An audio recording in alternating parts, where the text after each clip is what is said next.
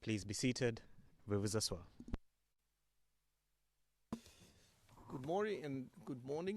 Le juge président, bonjour et excusez-nous de ce retard.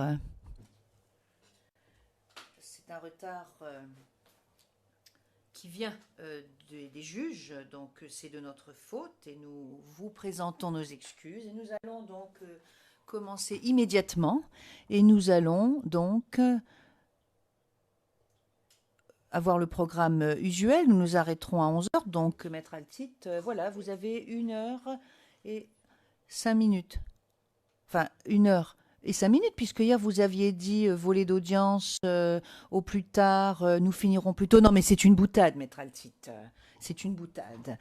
Donc, nous allons donc entendre la défense de M. Gbagbo qui va terminer, puis ce sera le tour de la défense de M. Blégoudet. Maître Altit, je vous en prie. Merci, Monsieur le Président. Bonjour, Madame Fuchs. Bonjour, Maître Altit.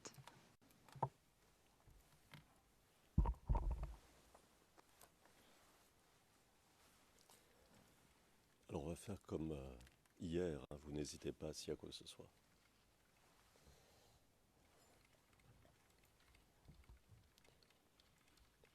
Et je vais commencer immédiatement en vous posant une question. À votre connaissance, y avait-il un ou plusieurs call centers dans le nord du pays? Je ne comprends pas. Donc, basé dans le Nord? Oui. Basé dans le Nord, à ma connaissance, non. Mais notre call center couvrait tout le territoire. D'accord.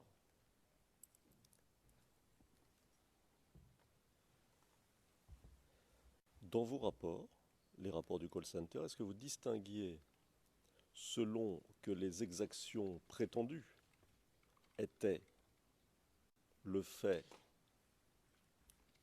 de rebelles ou le fait de, par exemple, forces de sécurité? J'imagine. J'essaie de me rappeler. Personnellement, je pense que quand j'étais au call center, j'ai eu essentiellement des appels sur Abidjan et pas sur le reste du pays. La majorité d'ailleurs de nos appels venaient d'Abidjan. J'imagine que c'était le cas, mais je ne peux pas vous le garantir à 100%. Pardon.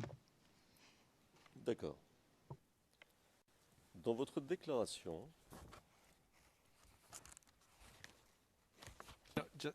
Juge président, excusez-moi.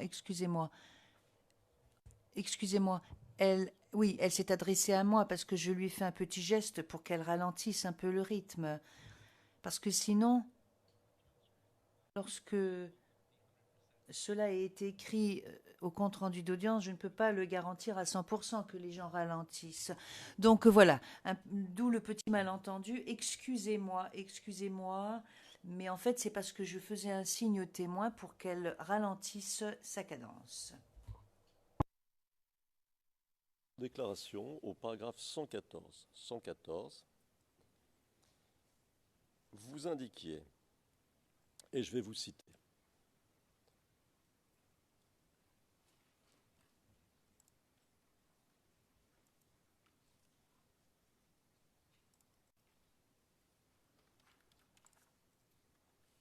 à propos des sources d'information dont vous disposiez, vous dites, je cite, ça pouvait aussi être des membres d'ONG qui habitent le quartier.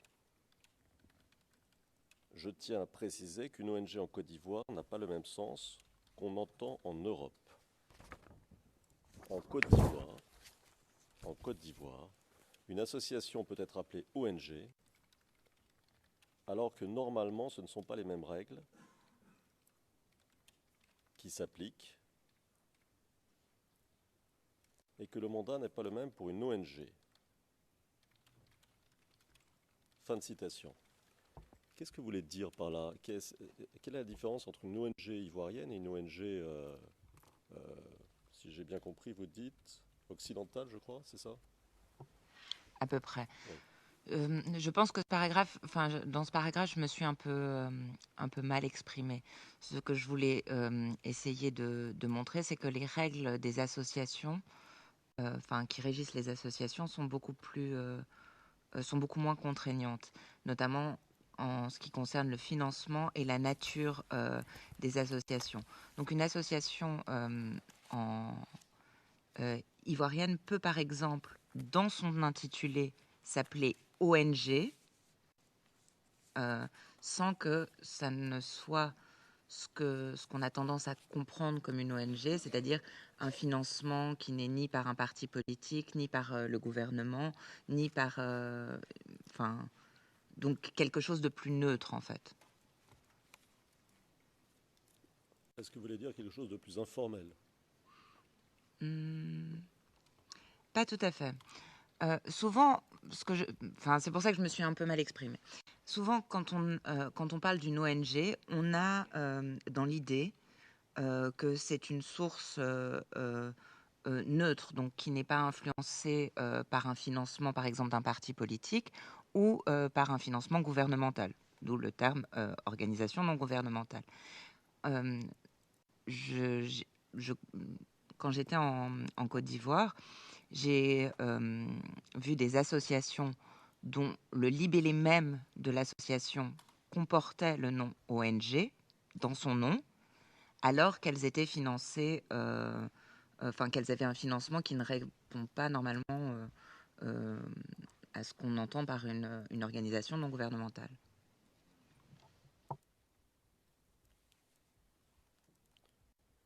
Par exemple, un financement venant d'un parti politique.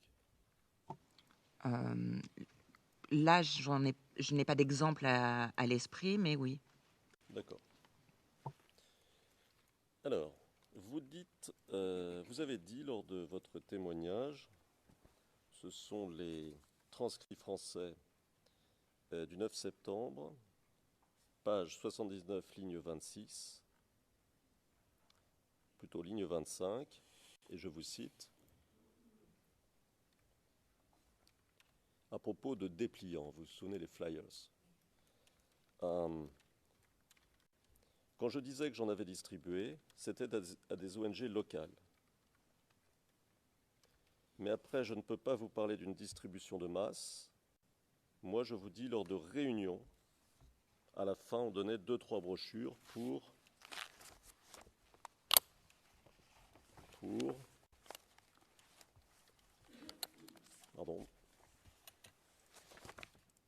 qu'elles soient distribuées. Bon, fin de citation. Ce qui m'intéresse ici, c'est quand vous parlez de réunions. Donc, vous parlez de réunions avec des ONG locales, c'est bien ça? Oui, effectivement. Alors, ces ONG, je crois qu'on vous a posé la question et vous avez dit que vous ne vous souveniez pas du nom. Effectivement, je ne me rappelle pas. Mais vous souvenez-vous si ces ONG étaient plutôt pro-Ouattara ou plutôt pro-autorité? Alors, s'il est question vraiment de la distribution, pas en particulier, j'ai rencontré un grand nombre d'ONG diverses, aussi bien des ONG pro-Ouattara que des pro-autorités, comme vous les avez appelées.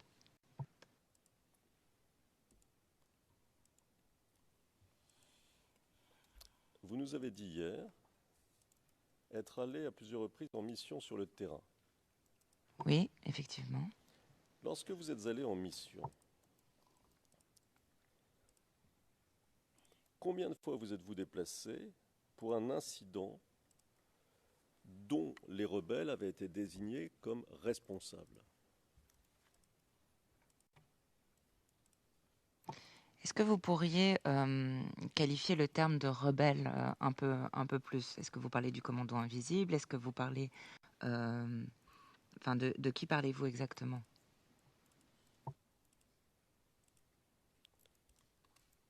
Vous ne parliez pas de rebelles à ce moment-là dans vos services? Je ne pense pas avoir utilisé ce terme. Je dis vous, les employés de l'ONU en général. Je, je l'ai déjà entendu. Après, si c'était de façon formelle ou informelle, enfin, ce que je veux dire en discussion formelle ou en discussion informelle, je suis pas sûre. Je peux pas vous le dire.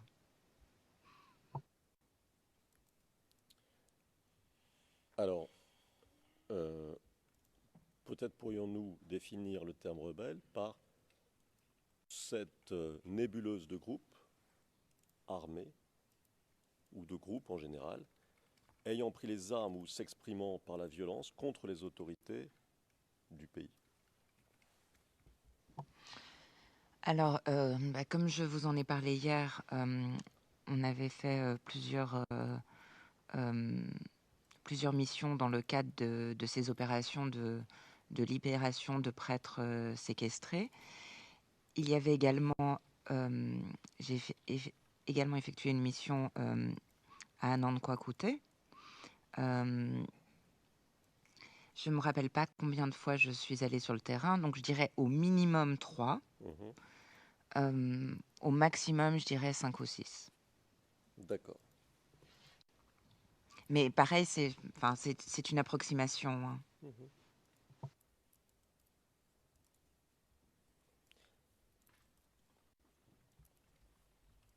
Dans votre déclaration, toujours au même paragraphe, le paragraphe 114, je vous cite, vous dites: pour revenir aux sources d'information, ça pouvait être aussi des victimes ou témoins rencontrés précédemment, avec lesquels on aura établi un bon rapport. Donc, fin de citation. Donc si je comprends bien, la plupart de vos sources, définies comme vous l'avez fait ainsi, victimes ou témoins rencontrés précédemment, étaient plutôt des sources pro-Ouattara, correct?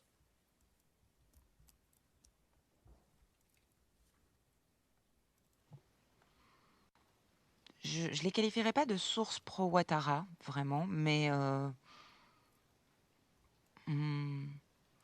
non, parce que ça pouvait aussi... Enfin, j'essaie de retrouver des cas, j'essaie de me remettre en mémoire s'il y avait aussi des cas de victimes ou témoins plutôt de l'autre côté. Je pense, non, des deux côtés, en fait, parce que aussi non, je pense un peu des deux côtés. Peut-être plus, effectivement, d'un côté pro-Ouattara, mais des deux côtés, je pense.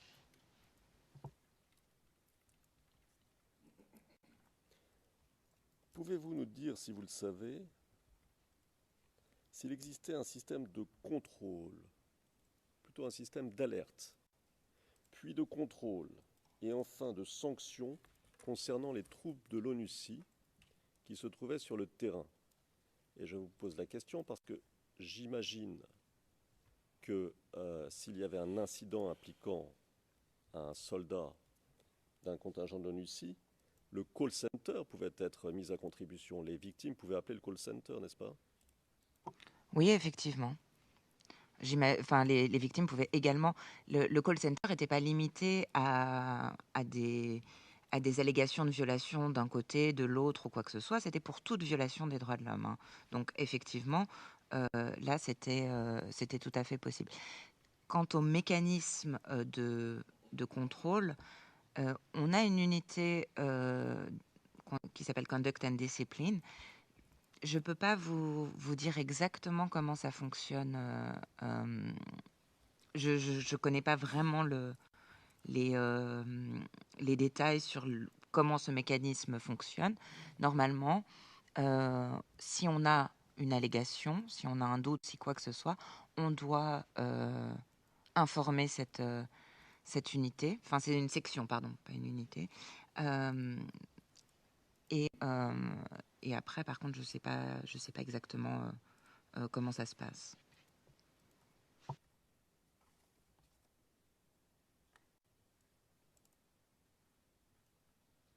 Et vous-même, avez-vous reçu des appels de victimes prétendant avoir subi les exactions de soldats des contingents de l'ONU? Quand j'étais au call center, je ne pense pas.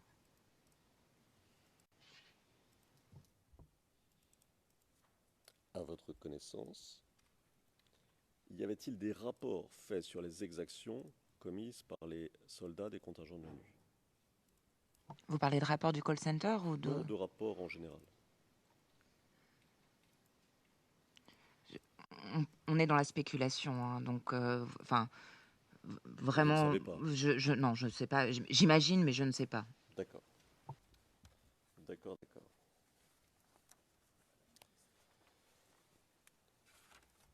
Vous, pendant le temps où vous étiez en Côte d'Ivoire, lors de la crise post-électorale, étiez-vous en contact avec des représentants d'ONG internationales comme Amnesty, comme Human Rights Watch, etc.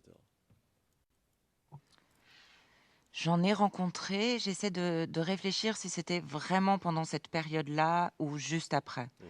Mais j'en ai rencontré à plusieurs reprises. J'imagine qu'à un moment ou à un autre, ça a dû également se passer pendant la crise post-électorale. Vous vous souvenez des noms? Pour Amnesty, il y avait un Gaëtan Moutou. Enfin, c'est vrai que les noms, c'est pas ma grande spécialité. Il était accompagné d'une ou deux personnes.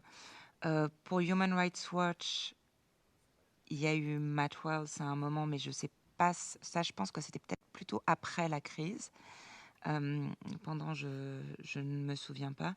Et j'essaie de voir s'il y a eu d'autres organisations.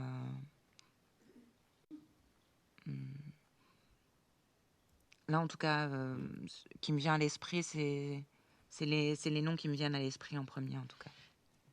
D'accord. Donc pour les besoins d'enregistrement, ce que vous disiez, c'est que Matt Wells, vous l'avez vu surtout après la crise, c'est bien ça, hein? On peut pas dire que je l'ai vu souvent, hein, non plus. J'ai dû le croiser 2-3 fois, dont une fois à une conférence que la DDH organisait, en fait. Après la crise, Oui, bien après. bien après la crise. Oui. D'accord. Mais il me semble que je l'avais aussi croisé. Je suis plus sûre que c'est de la période, en fait. La première fois où je l'ai rencontré. Mhm. Et vous le connaissiez d'avant? Non.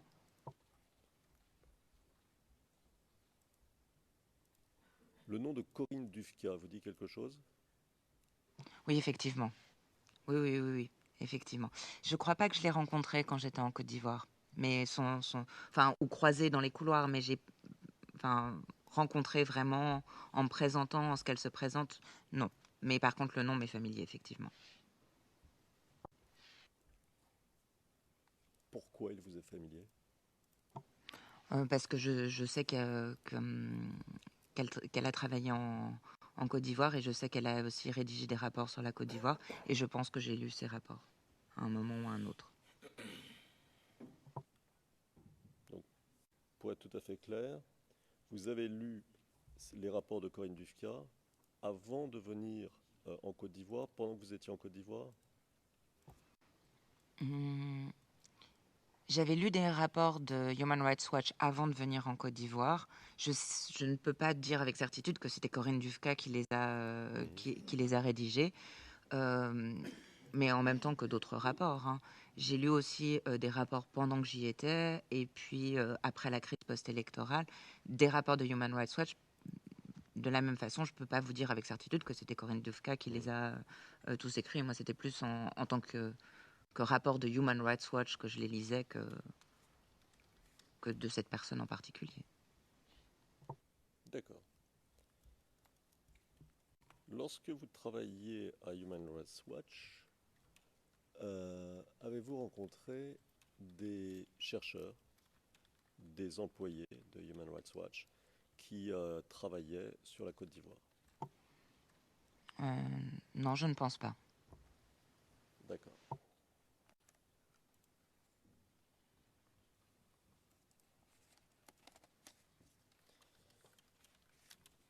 À la section des droits de l'homme, plutôt Division. à la division des droits de l'homme, et merci de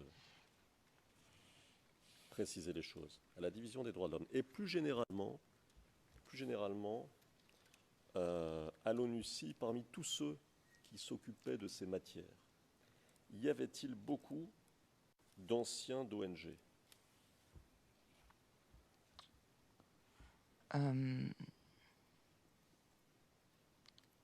Donc, sans distinction de volontaires des Nations Unies, professionnels ou personnel national. Ouais, je pense qu'il y en avait quand même quelques-uns, oui.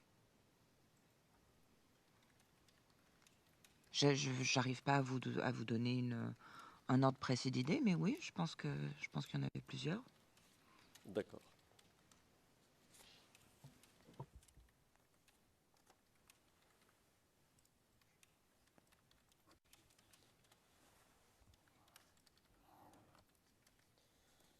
Alors, dans votre déclaration, au paragraphe 158,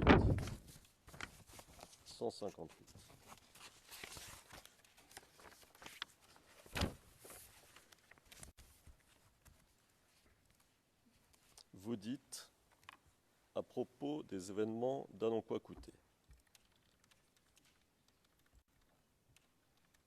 et je vais vous citer. Ou plus exactement, je vais commencer par citer le paragraphe 154.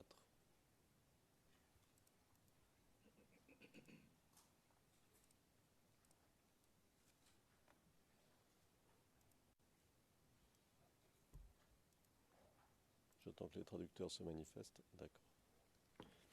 Alors, vous dites, je cite, « Quand on est arrivé à Anankoua-Kouté, le village était complètement déserté par la population, à l'exception de 4 personnes octogénaires.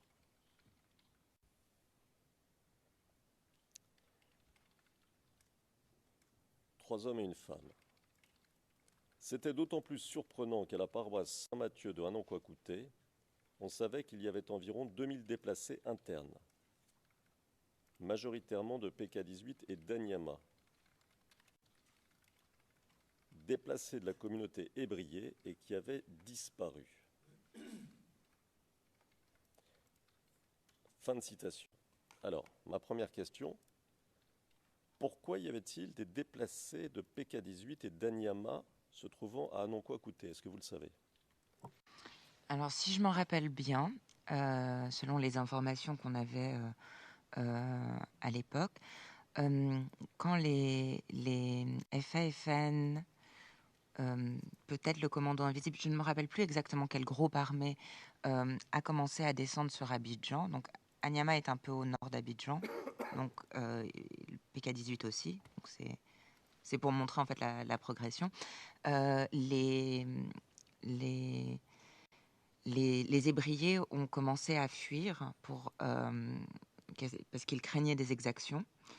Et on avait eu écho qu'une grande partie, environ 2000 déplacés internes, s'étaient déplacés à la paroisse Saint-Mathieu d'Anankoua-Kouté.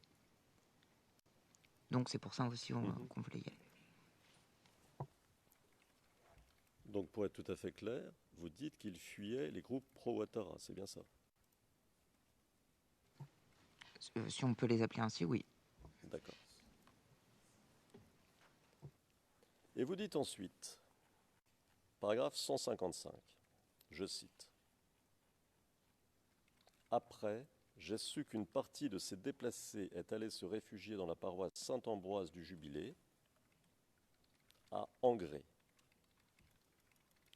Et vous ajoutez, « Je ne sais pas exactement où l'autre partie était partie, puisque je ne sais pas exactement où sont partis les autres, puisque je ne sais pas qui était parmi ces déplacés internes. » Fin de citation.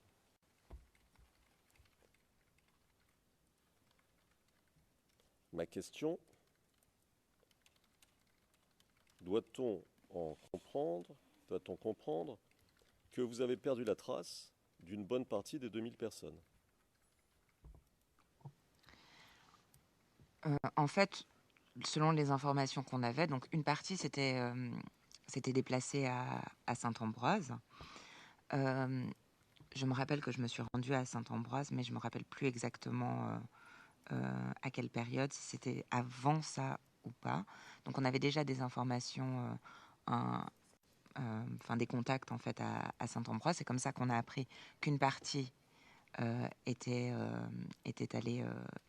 déplacée là-bas.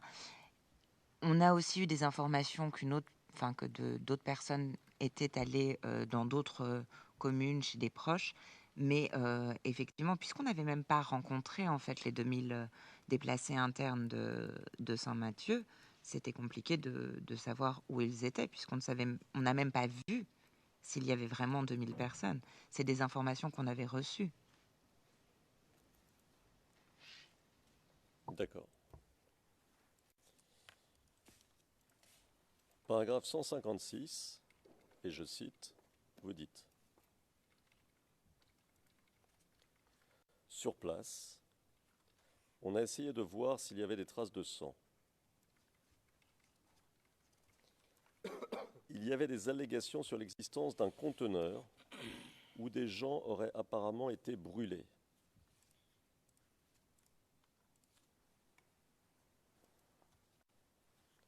Fin de citation. Ensuite, vous dites que vous avez investigué, mais vous n'avez pas vu de traces humaines, c'est ça? Oui, exactement. On a vu ce conteneur. Enfin, on a vu un conteneur. On l'a fait ouvrir. On s'est rendu dedans. Il y avait des traces de feu, mais très petites, pas suffisantes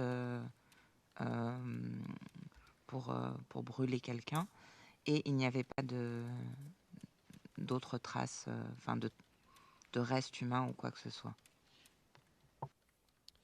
Mais ma question est la suivante.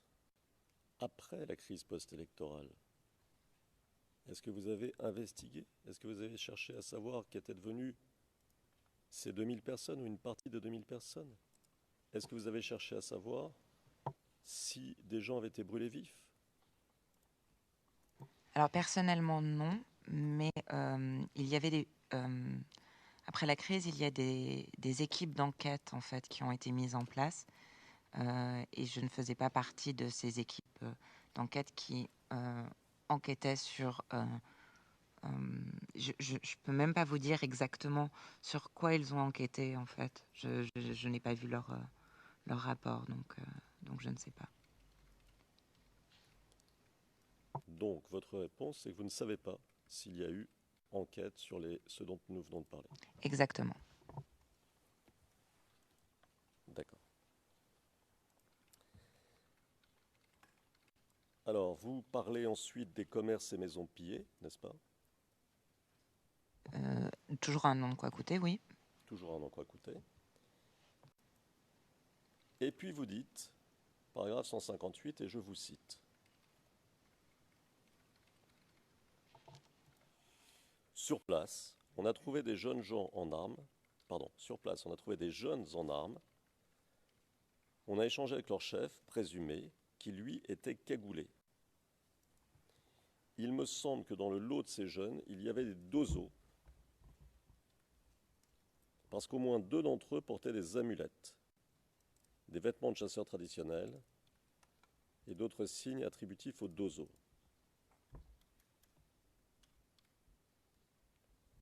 Fin de citation.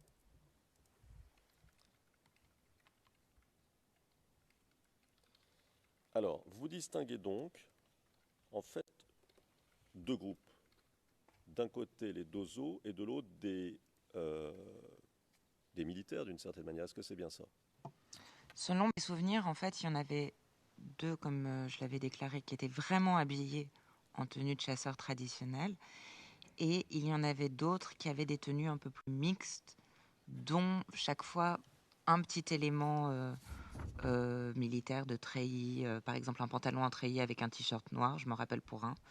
Après, pour les autres, j'ai plus de mal à me souvenir. Mais voilà, c'est donc 2 vraiment en tenue de chasseurs traditionnels, d'autres dans des tenues oui, plus militaires, on va dire. Mais moitié civil, moitié militaire. Pas un uniforme complet non plus. Et certains étaient complètement civils, c'est bien ça? Ça, je dois vous dire que je me rappelle pas. J'essaie juste... Ah.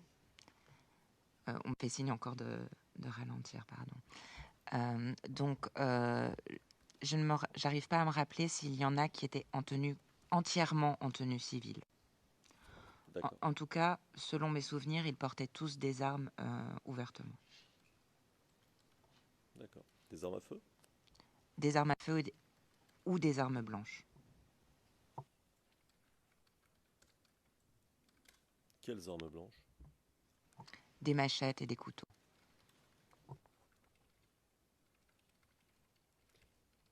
Vous dites, paragraphe 163, et je vous cite, ces jeunes seraient affiliés au commando invisible. Mais vous précisez, et je vous cite, c'est plutôt une analyse personnelle, parce qu'à ce moment-là, dans cette zone à Bobo, il y avait le commando invisible, et rien ne se faisait sans l'accord au moins implicite du commando invisible.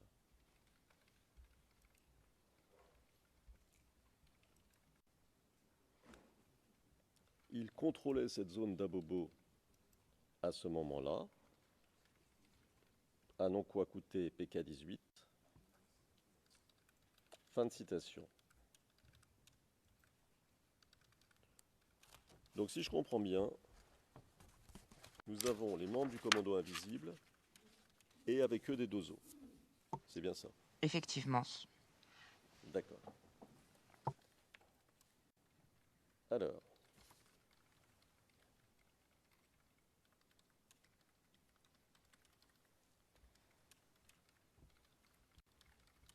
avez-vous établi, que ce soit vous ou vos collègues, des rapports sur les exactions du commando invisible pendant la crise post-électorale? Hormis les cas que j'avais déclarés, où je me rappelle avoir fait des rapports préliminaires, je ne sais pas après s'il y a des rapports finaux qui sont sortis, qui ont été issus de ces rapports préliminaires. Personnellement, je n'ai pas fait d'autres enquêtes ou d'autres rapports là-dessus, sur des exactions donc perpétrées par le commando invisible. Mes collègues, je ne peux pas parler pour eux. À ma connaissance, enfin personnellement, je n'ai jamais vu des rapports là-dessus, mais ça ne veut pas dire qu'il n'y en avait pas. D'accord. Avez-vous, vous ou vos collègues, établi des rapports sur les massacres commis par les troupes rebelles dans leur marche vers Abidjan à la fin du mois de mars 2011? Là encore, personnellement, non. Mais comme je vous expliquais, il y avait ces groupes d'enquête conjoints. Et j'imagine, enfin, peut-être que ont écrit quelque chose là-dessus. D'accord. À votre connaissance, des rapports ont-ils été établis sur les massacres commis par les groupes rebelles dans l'ouest du pays pendant la durée de la crise post-électorale? Oui, nous avons publié un rapport là-dessus. Vous pouvez nous en dire un peu plus? Alors, il y a... je pense que c'était des FAFN essentiellement. Certainement alliés avec des dozos, mais ça, je ne peux pas vous le garantir. J'ai lu ce rapport il y a très longtemps, donc il n'est vraiment pas frais dans ma mémoire. Mais en tout cas, on a une équipe de la division des droits de l'homme qui est partie sur place, qui était soutenue aussi par des éléments de la police des Nations Unies et qui ont enquêté sur les exactions qui ont été commises dans l'ouest du pays, notamment dans la région de Douekoué-Guiglo et un peu plus bas. Je me rappelle avoir vu des photos également sur ces massacres. Sur le contenu du rapport, je me rappelle qu'il y avait certaines personnes qui avaient été identifiées, dont justement des éléments des FAFN, enfin à l'époque appelés FAFN, dont le nom a changé par la suite. Après, sur les conclusions exactes du rapport, je ne m'en souviens pas complètement, mais il me semble que ce rapport est public et donc facilement accessible.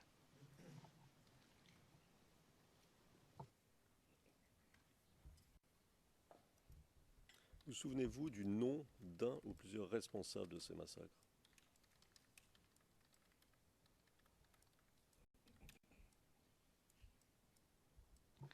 Je crois, mais je ne suis pas sûre à 100%. Mais je crois. Vous voulez que je vous le dise? S'il vous plaît. Loseni Fofana? Pardon? Loseni Fofana. Loseni Fofana, hein, c'est ce que vous avez dit. Oui. D'accord.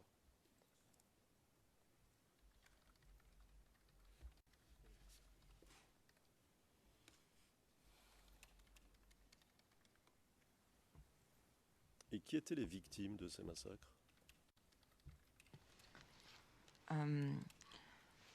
Alors, si vous me permettez d'utiliser ce terme, parce que je sais qu'il y avait eu des débats le premier jour, je dirais des populations plutôt pro-Gbagbo. D'accord. C'est quoi une population pro-Gbagbo? Qui étaient identifiées comme telles, c'est-à-dire en raison de leur ethnie, qui étaient considérées comme plutôt pro-Gbagbo. Alors, je ne comprends pas tout à fait. Donc, vous voulez dire que une population d'une ethnie particulière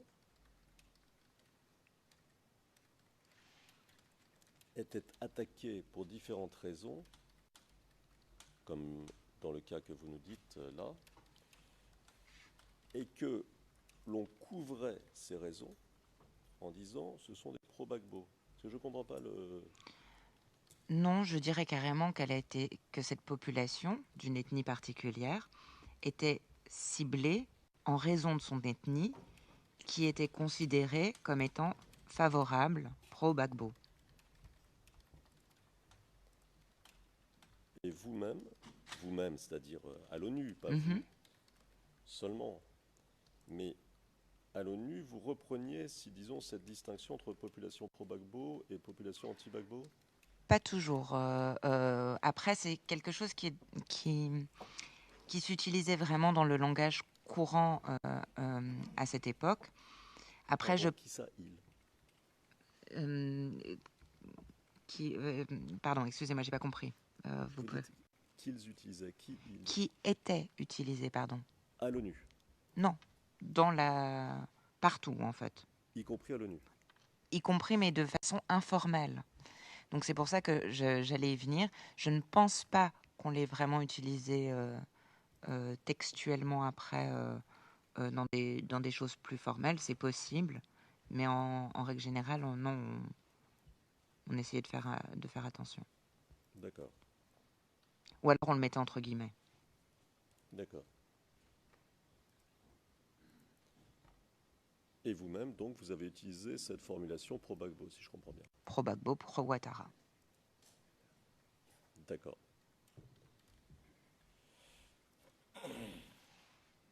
Mais c'est ça que j'ai du mal à comprendre.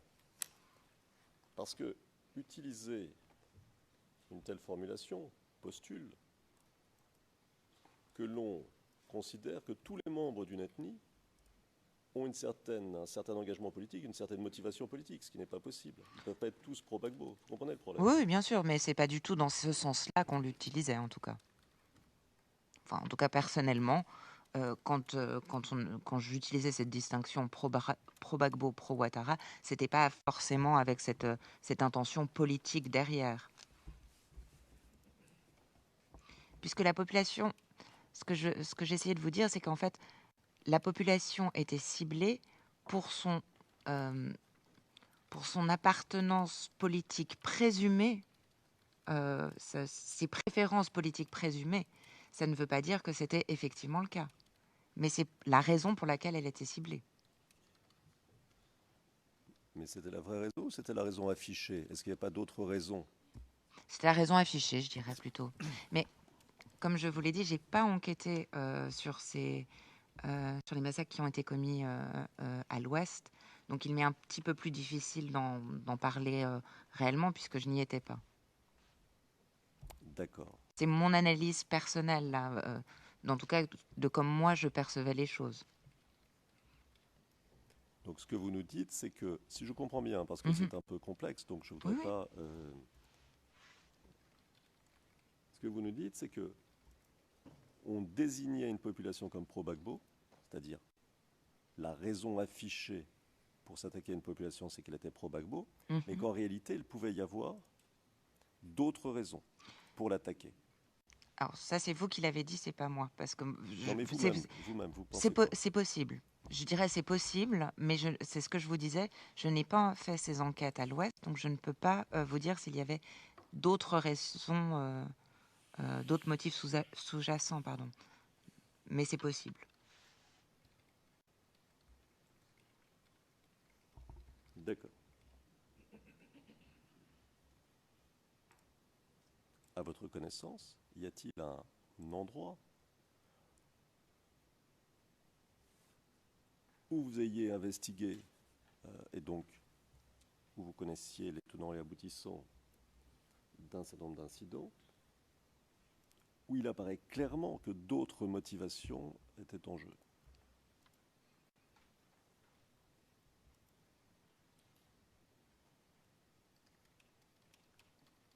Là, comme ça, je ne vois pas.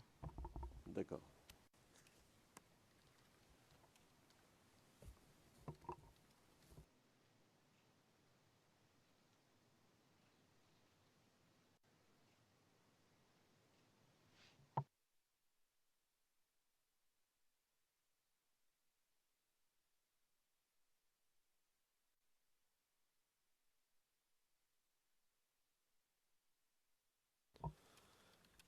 Alors, je vais vous montrer un document qui est le numéro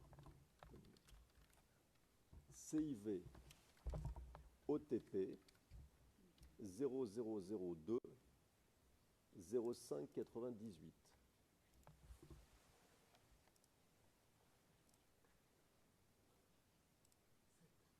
C'est le numéro 7 sur notre liste de preuves pour mes confrères.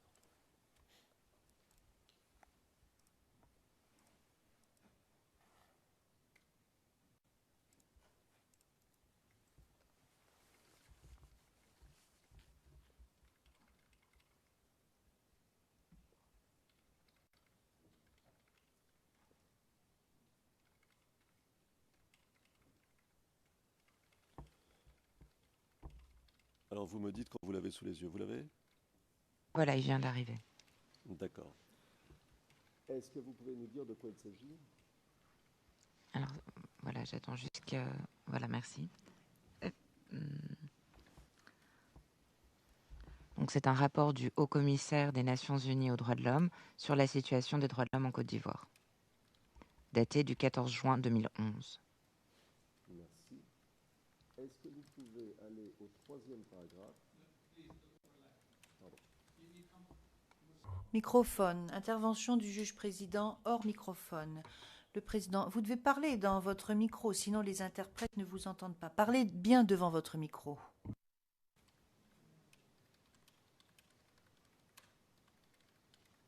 Alors, pouvez-vous aller au troisième paragraphe et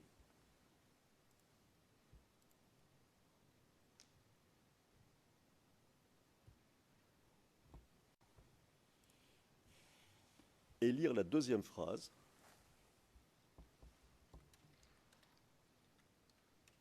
Donc, Je ne pense pas que ce soit indispensable. Oh, quoi que vous pouvez la lire, oui. Si, ça sera peut-être plus simple pour les besoins d'enregistrement. Oui, si vous pouvez nous lire la deuxième phrase. donc la deuxième phrase est en anglais. Oui. Enfin, le rapport est en anglais, pardon. Donc, je vais la lire en anglais. The political stalemate brought to the surface past grievances which contribute towards intercommunity. La situation politique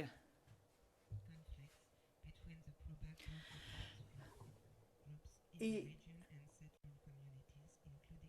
les éléments de preuve qui ont été communiqués au sujet des conflits entre les groupes ethniques pro-Gbagbo dans la région et les communautés qui se sont installées, notamment les Ivoiriens du Nord et les émigrants des pays avoisinants.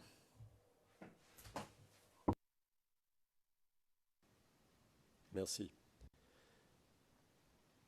Donc, dans ce rapport qui est un rapport officiel, on parle de pro-Gbagbo ethnic groups. Donc, c'était une formulation Oui. avec tout ce qu'elle recouvre, que vous nous avez expliqué, qui était utilisé de façon officielle, n'est-ce pas? Bah, visiblement, oui. Merci. Alors, je vais vous montrer un autre document dont le numéro est le suivant, CIV OTP 0044 0309. Et c'est la pièce 197 sur notre liste de preuves.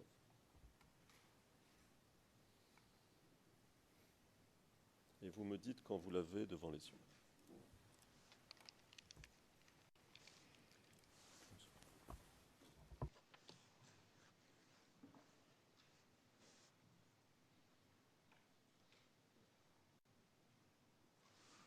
Alors, je l'ai devant les yeux, mais il faudrait l'agrandir.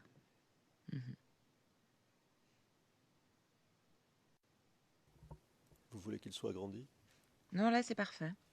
D'accord. La taille me semble parfaite. Alors, est-ce que vous pouvez nous dire de quoi il s'agit? Alors, apparemment, c'est un rapport spécial sur les attaques à Nandkwa-Kouté. Voilà, on est retourné à Nandkwa-Kouté. Mhm. Est-ce que vous le reconnaissez, ce rapport? Il me semble que c'est la première fois que je le vois. D'accord.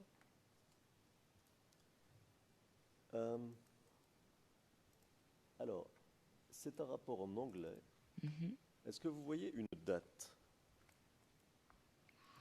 En tout cas, pas sur la première page. Des fois, la date est mise à la fin du document, donc il faudrait juste regarder la fin. Est-ce qu'on peut montrer la fin du document au témoin? Ah, c'est qu'une page. Bon, Alors, je pense que c'est peut-être pas un rapport. Enfin, je vous laisse. est-ce que vous voyez une date? Non. Alors, au paragraphe 3, il est indiqué, et je vais faire une traduction personnelle, je vais citer, mais je vais traduire. Et à Nandkwa-Kouté, la mission a observé que, je me tourne vers les traducteurs, c'est le paragraphe 3, que le village était sous le contrôle de facto de jeunes, armés d'AK-47, de lance-roquettes et de couteaux, ou de lance-grenades et de couteaux. Les jeunes contrôlant le village étaient habillés avec des vêtements civils Mhm. et portaient des amulettes Mhm. qui étaient censées les protéger des balles. Ils apparaissaient ou ils étaient disciplinés et organisés, opérant sous une chaîne de commandement, alors il y a marqué visible, c'est-à-dire d'une certaine manière, peut-être peut-on traduire évidente, sous une chaîne de commandement, et c'est le traducteur qui saura mieux que moi, et faisant des saluts militaires. Sur cette base, on peut présumer que ces jeunes, c'est-à-dire ces combattants dont on parle ici, pouvaient avoir eu ou pouvaient avoir suivi un entraînement militaire. Vous y êtes? Oui. Donc, ce qui m'intéresse ici, c'est le côté discipliné et organisé, pour reprendre les termes du rapport. Est-ce que c'est ce que vous-même vous avez constaté? Je me rappelle qu'effectivement, il y avait un chef et que, enfin, c'est lui qui parlait en fait. Les autres ne parlaient pas. Et quand ils essayaient de parler, il leur disait de se taire, que c'était lui. On voyait bien qu'il y avait un chef. Après, sur le reste, je dois vous avouer que là, je ne me rappelle pas, mais c'est tout à fait possible. Alors, Je voudrais comprendre. C'est vous qui êtes allé enquêter, n'est-ce pas? Entre autres, j'étais pas seule. Mais vous étiez là. Oui, oui. D'accord. Et ça, c'est le rapport dressé à la suite de la mission, n'est-ce pas?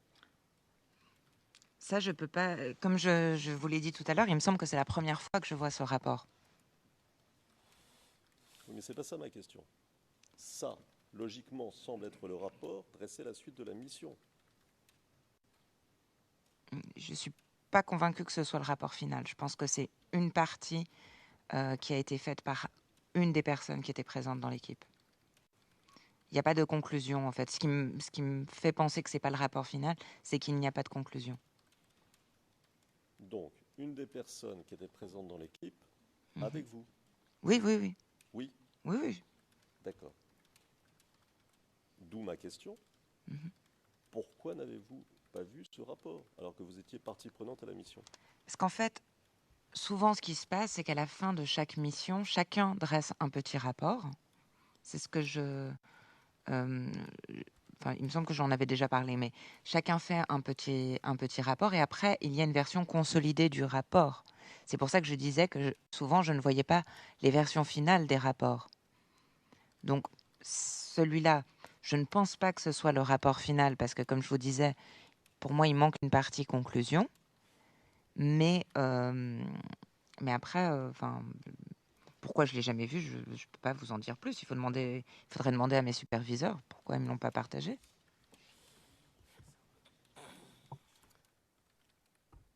Alors, j'essaie de comprendre, parce qu'il y a un problème. Vous étiez sur place. Vous avez vu des choses que vous dites d'ailleurs très bien dans votre déclaration. Dans votre déclaration, vous disiez qu'il y avait des dozos. Oui, Dans oui. votre déclaration, vous disiez, au paragraphe 167, l'escorte militaire n'était pas sereine. Votre escorte militaire Oui. n'était pas sereine. Vous vous souvenez de ça? Oui, oui, oui, oui. Bon. Et vous avez dit aussi, toujours au paragraphe 167, et je vais vous citer pour être tout à fait clair,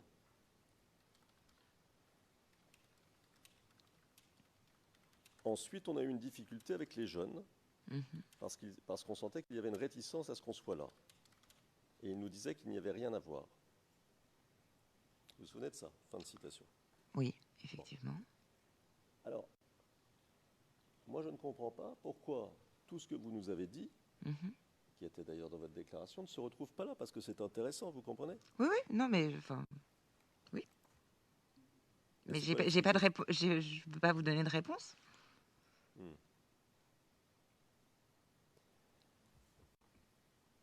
Alors il y a un autre problème que je vois, et je voudrais vous poser une question là-dessus.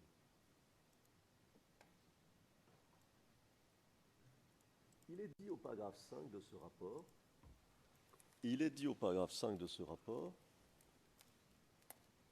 le village, et vous m'entendez, j'essaie de me mettre le plus possible près du micro, ce qui n'est pas facile, parce que je suis là, mais là aussi. Le village avait été violemment attaqué, c'est au paragraphe 5, hein. Le village, et je cite, avait été, c'est en anglais, je cite en français, c'est moi qui fais la traduction.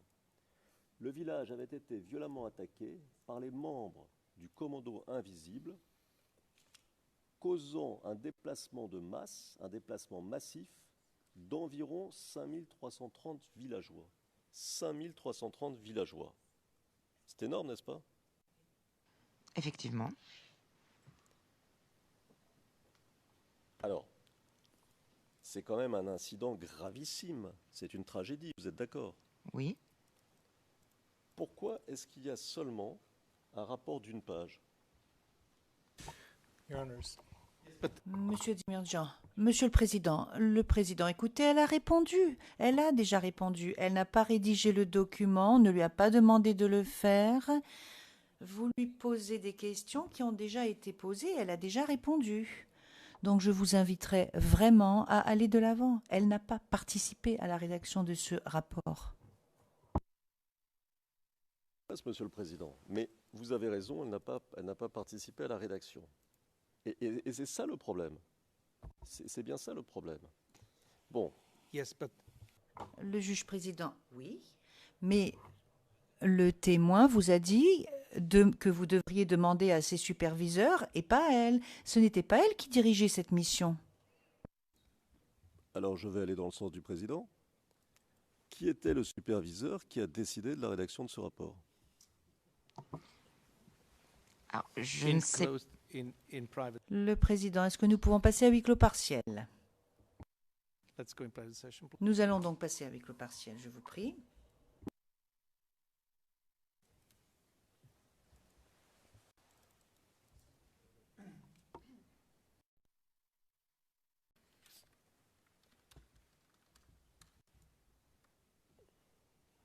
Je ne sais pas si vous vous souvenez, lors de votre interrogatoire, enfin lors de votre témoignage, vous nous avez dit, à un moment, vous nous avez rapporté un incident et des gens qui vous envoyaient des pierres. Vous vous souvenez de ça?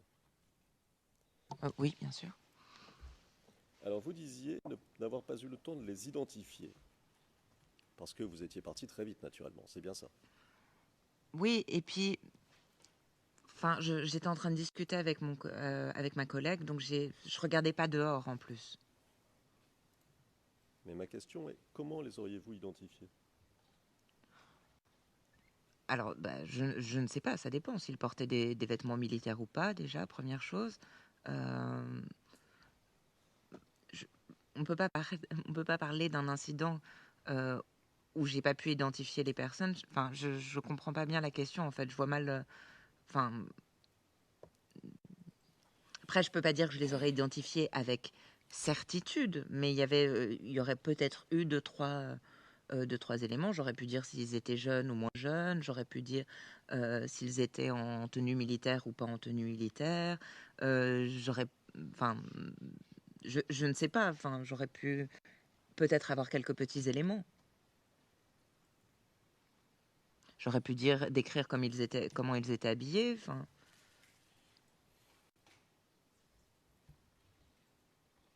D'accord.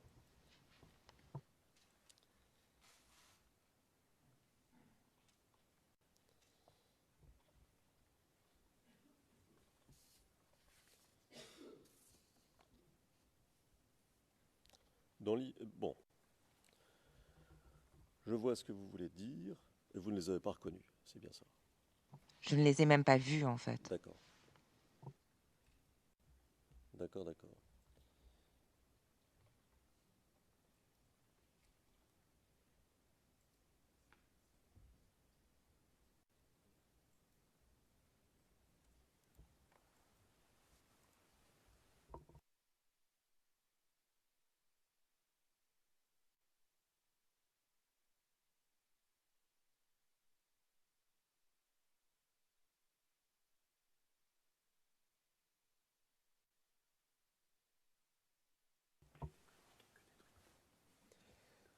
Je reviens un court instant sur le rapport dont on parlait à l'instant, dont vous n'êtes pas l'auteur et que vous n'aviez jamais vu.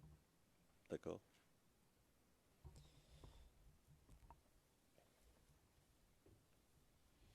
Vous n'avez jamais été consulté sur la rédaction de ces documents. On est d'accord. Sur ce document précis, il ne me semble pas. Je ne reconnais en tout cas à aucun moment ma façon d'écrire, par exemple. D'accord. Avez-vous été interrogé par les enquêteurs du bureau du procureur sur ce rapport? Euh, c'est possible. Il m'avait montré beaucoup de documents, donc c'est possible qu'il me les montrait, mais il me semble pas il me semble pas l'avoir vu avant. D'accord. Et concernant des documents semblables, ce rapport ou d'autres de même nature, leur avez-vous dit et expliqué que ce n'étaient pas des rapports définitifs comme vous venez de nous le dire ici? Sur plusieurs rapports qu'il m'avait montrés, effectivement. J'ai même souvenir que sur un, j'avais carrément déclaré que c'était un rapport incomplet, qui manquait des parties, parce que je me rappelle qu'il y avait des points de suspension ou carrément une inscription écrite à compléter ou quelque chose dans ce style, où on voyait vraiment que c'était un rapport qui n'était pas le rapport final.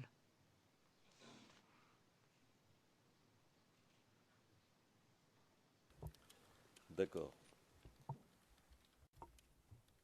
Maître Altit. Le président, Maître Altit, 5 minutes. Vois la pendule. Et je vais 5 aller minutes. au plus vite. Au plus vite. Ces documents que le bureau du procureur vous a présentés, ces documents, est-ce que vous avez été consulté par des gens de l'ONU ou de l'ONUCI lorsqu'il s'est agi de les transmettre au bureau du procureur? Est-ce que quelqu'un vous a demandé ce que vous en pensiez, quel type de document il fallait envoyer, etc. Bref, est-ce que vous avez participé à cela? Je sais qu'il y a eu cette phase. Je sais qu'on m'a demandé de donner des documents. Donc moi, je les ai remis à mes superviseurs et à la personne en charge de ça. Euh, je pense pas qu'à mon niveau... Je pense que qu'à mon niveau, j'ai tout donné. Donc je ne pense pas avoir fait de screening, de voir qu'est-ce qu'il fallait donner, pas donner. Je pense pas qu'à mon niveau, je l'ai fait. Hormis pour ce qui concerne les identités des personnes, où j'avais fait des remarques sur le fait qu'il fallait pas transmettre les identités puisque on n'avait pas consulté les personnes.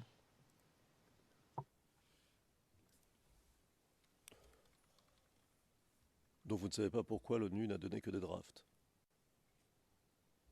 Je n'en ai pas la moindre idée. Et je ne sais pas si il y a... Enfin, je pense que j'avais dû aussi rédiger à un moment quelque chose.